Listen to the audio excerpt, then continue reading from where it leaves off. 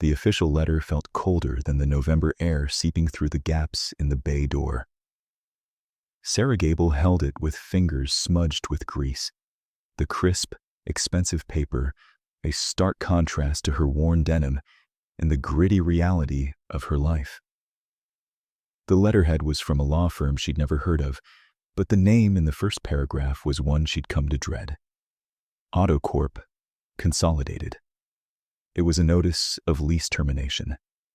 30 days. The words were sterile, couched in legal jargon about clauses and subsections, but the meaning was as blunt as a sledgehammer. Get out. AutoCorp, the gleaming 20-bay behemoth that had opened down the road 6 months ago, had bought the parcel of land her small, 2-bay garage sat on. Her lease, which she'd inherited from her late husband, had a buyout clause she'd never known existed. Her landlord, a man she'd shared coffee with for a decade, had sold her future for a check with a lot of zeros. She leaned against the tool chest her husband Mike had built by hand, the steel cool against her back. The air smelled of oil, gasoline, and honest work, a scent that had been her perfume for the last 15 years. It was the smell of home. Now, it smelled like a memory she was about to lose. Despair was a physical thing, a heavy weight settling deep in her chest, making it hard to draw a full breath. She had poured every dollar, every ounce of sweat into keeping Gable's garage afloat after Mike was gone. It wasn't just a business, it was the last living piece of him. And now, a corporate giant was going to erase it with the stroke of a pen. The fight felt unwinnable, a battle between a rowboat and a battleship. She was alone, outgunned and running out of time. The rhythmic drumming of rain on the tin roof began, a slow, mournful tattoo that seemed to match the beat of her own flagging heart. The sound pulled her back, not to another sad day, but to a different storm entirely, 3 months ago. A Tuesday in August, thick with the kind of oppressive Indiana humidity that promised violence. The sky had delivered. It broke open on her way back from a parts run in Lafayette, a torrential downpour that turned Highway 65 into a slick, gray ribbon. Visibility was a joke. She had her old F-150's wipers on the highest setting, and they were still losing the war against the deluge.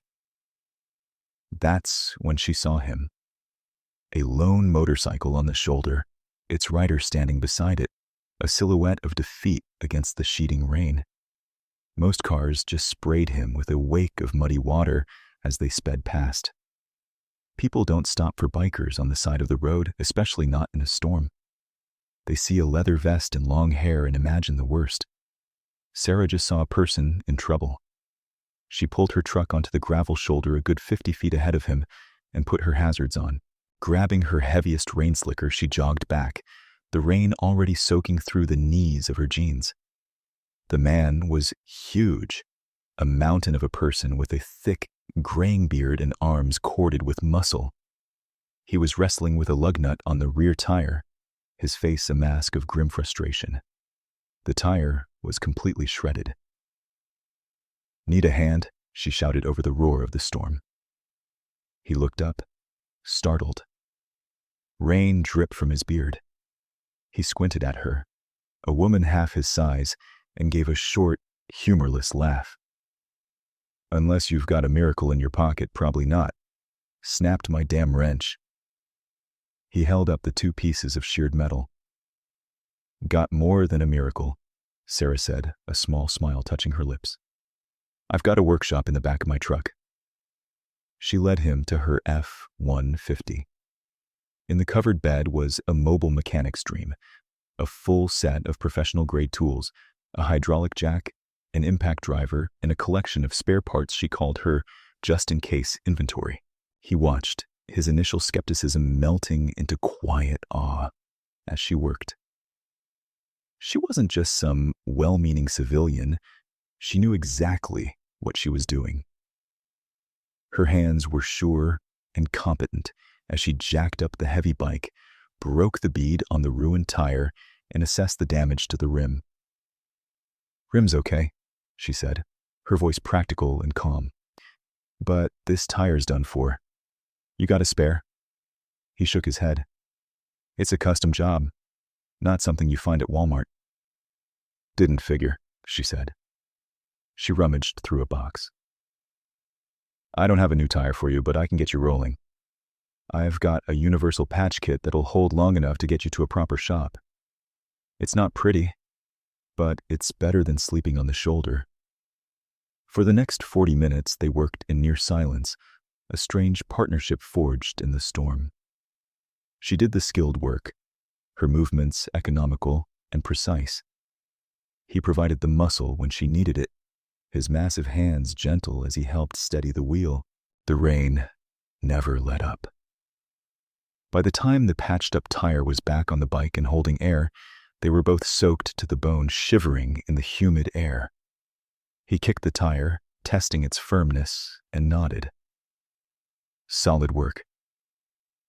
He reached into his leather vest, pulling out a thick, damp roll of cash. "What do I owe you? Name your price. For this, in this weather, anything." Sarah held up a hand, shaking her head. Grease and rainwater ran down her arm. "Nothing."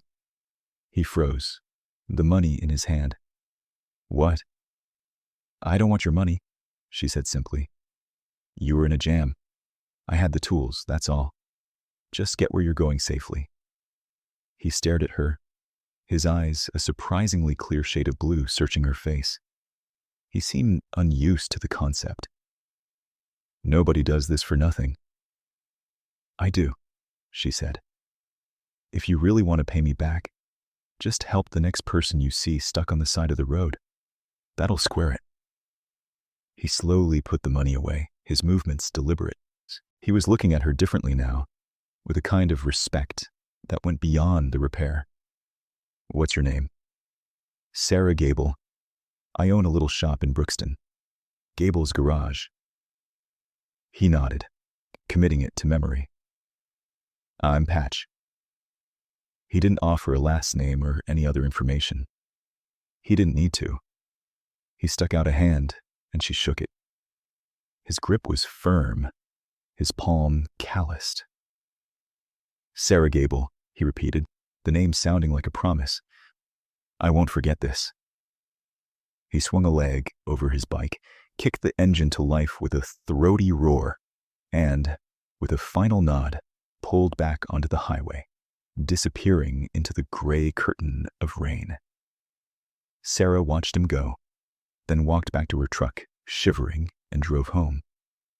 By the time she'd had a hot shower, the entire incident had faded. Just another small, decent thing in a life built of them. She never expected to see him again. The clang of a wrench dropping on the concrete floor snapped Sarah back to the present. The rain had stopped. The cold dread, however, remained. The memory of her simple kindness felt like a lifetime ago, a foolish act from a person who had the luxury of helping others. Now, she was the one who was stuck.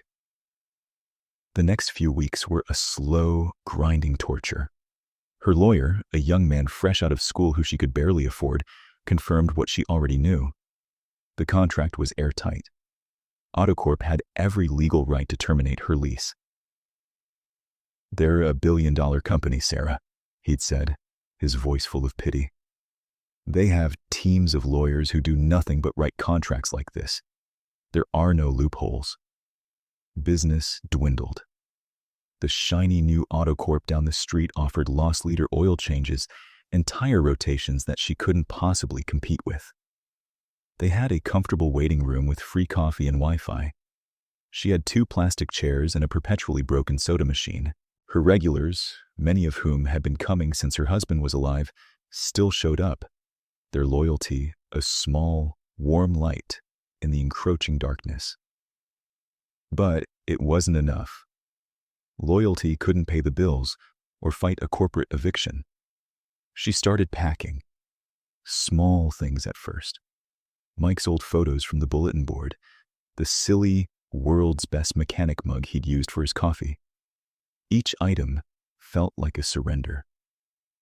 She worked mechanically, her body going through the motions while her mind raced, trying to find a way out where there was none.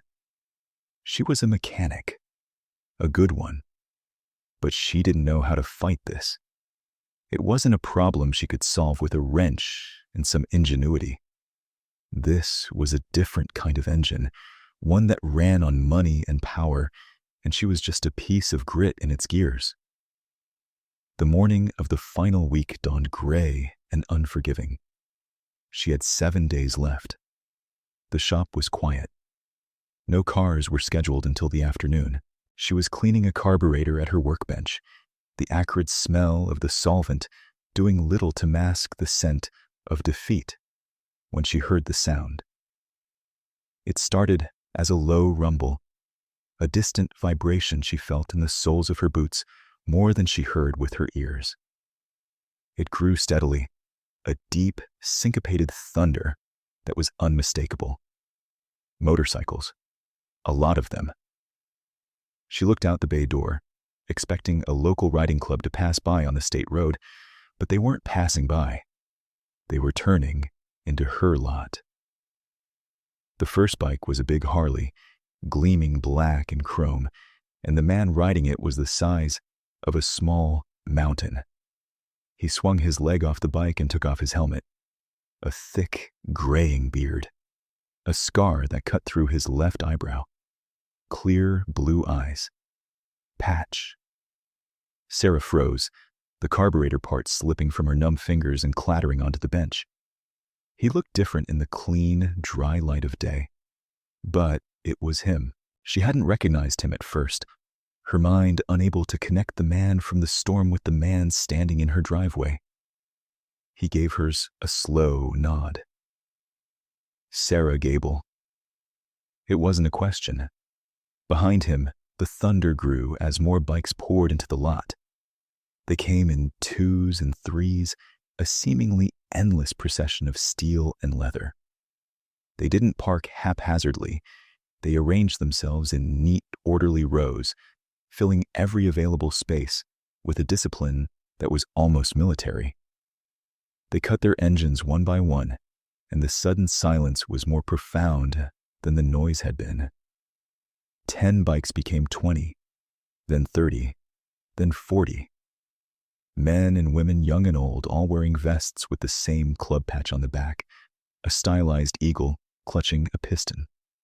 They didn't get off their bikes. They just sat there, a silent, watchful army.